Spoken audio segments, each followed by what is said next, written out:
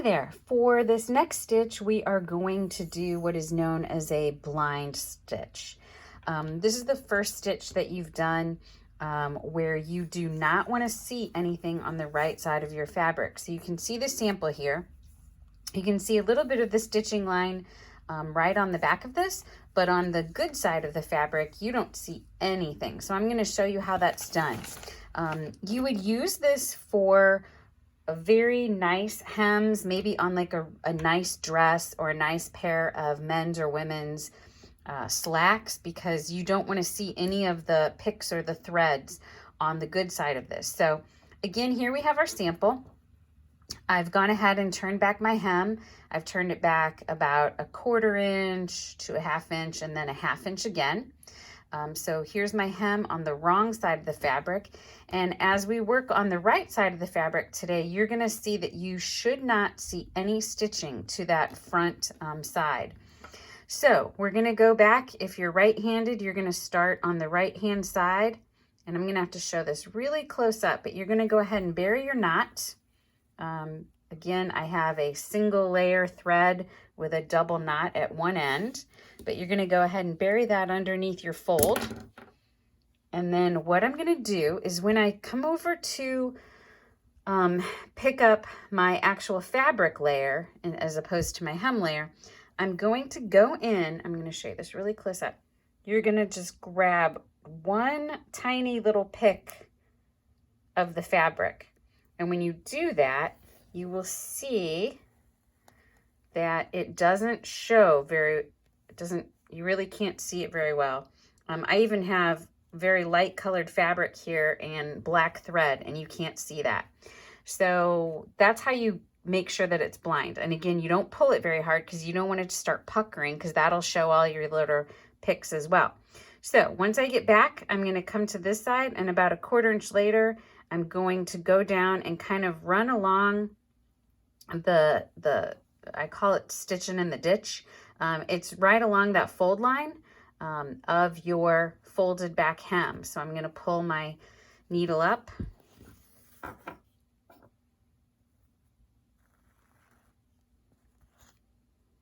Sorry, I've kind of got a glob of thread there. Okay, that can happen.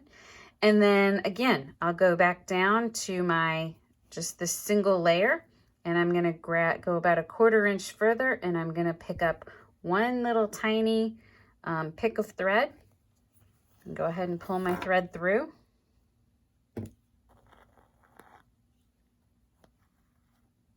And then I'm going to come back down and bury my needle along that fold line again. Go for about 1/4 inch and come back up and do it all over again.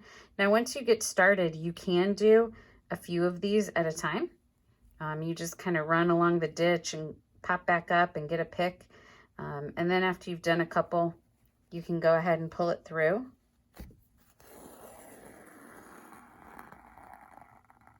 But again, since I'm not pulling real hard, you can see it from the wrong side of the fabric. From the right side of the fabric, you really can't see much of anything.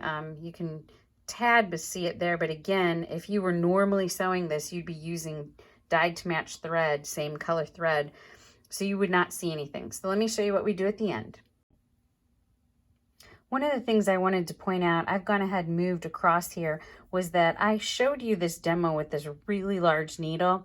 This is the one of the 2 stitches that we're going to do where that big, huge needle might actually not be a great idea, just because when you do take that little pick from the other side of your fabric, it can really be difficult to get just the one little tiny pick with that, but that's really up to you. It's a personal choice. So now that I'm finished here to the end, I'm going to do what I have continued to do throughout this series, which is just grab a little piece of this fabric. I kind of put my needle down there in that ditch, and I'm going to close the loop, and right before the loop closes, I'm going to go through and grab it, and then this time I'm going to get a bit of the thread.